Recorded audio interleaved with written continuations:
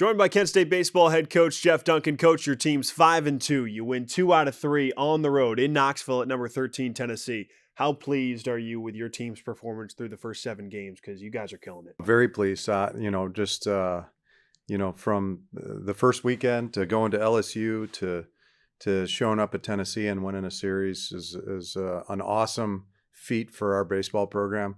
Probably one of the biggest regular season conference wins in the history of our program. And, obviously the history in this program is very rich, but we were super grateful and super blessed to even be in Knoxville and have the opportunity to play them, a team that won a national title 2 years ago. Mm-hmm.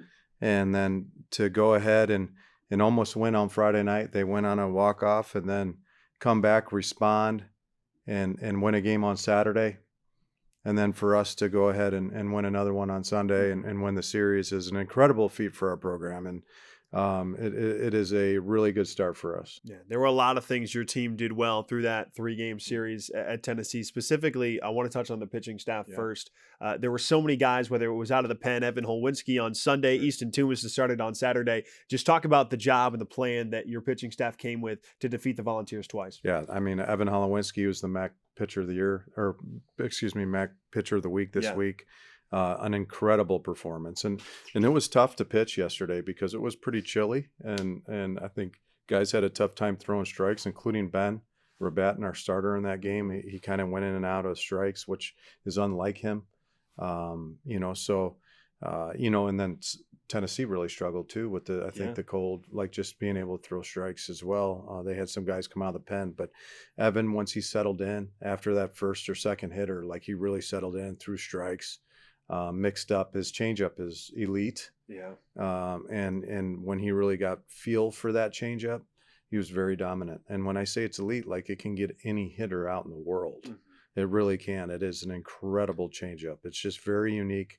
Bugs Bunny, it just never makes it to home plate, and he's got really good arm action with it. So I'm super happy for him. This is a guy who's worked really hard to get where he's at, and he's been through a lot of good things, and he's had some ups and downs in this, and that's what makes you a warrior. And I feel like he was really good, and I think LSU prepped him for that because we were at LSU and he was on that mound, and he kind of had to kind of guide through some stuff a little bit in that game at LSU, and I think once he got past all that and realized, that he can figure it out against LSU hitters, he was able to do it at Tennessee.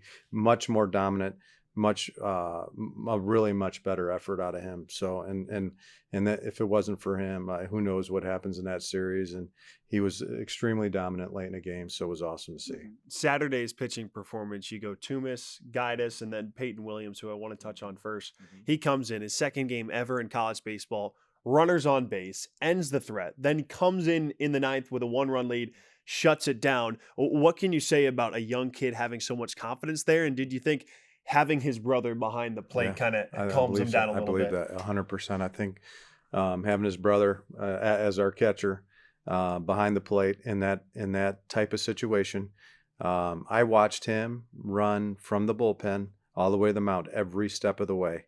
And just watching his body language, you can see the belief coming out of that bullpen, which reassured me because you're talking about a true freshman, an incredible talent. Has only been pitching for 2 years. Just watching him run out, and I was like, oh, he's going to be a stud, and he's going to do a good job. You're talking about an environment, 8,000 plus on their feet.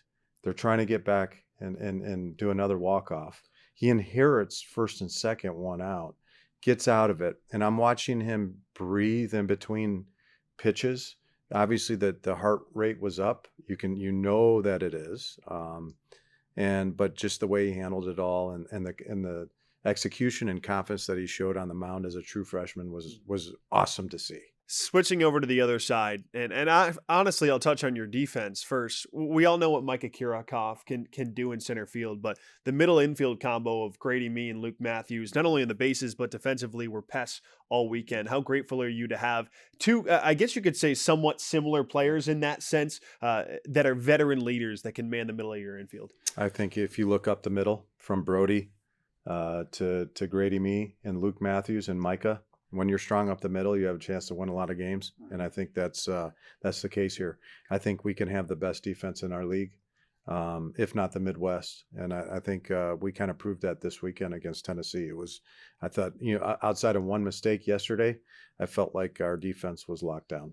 On the hitting side, Sawyer Solitaria, I mean, nuts. In the first weekend of the season at Southeastern Louisiana, he had 3 hits in game 2 against Tennessee, hit a huge bomb against LSU. I assume this is something you expected out of him after a great freshman year, right? He had a great freshman year, and I think he just continues to develop and get better.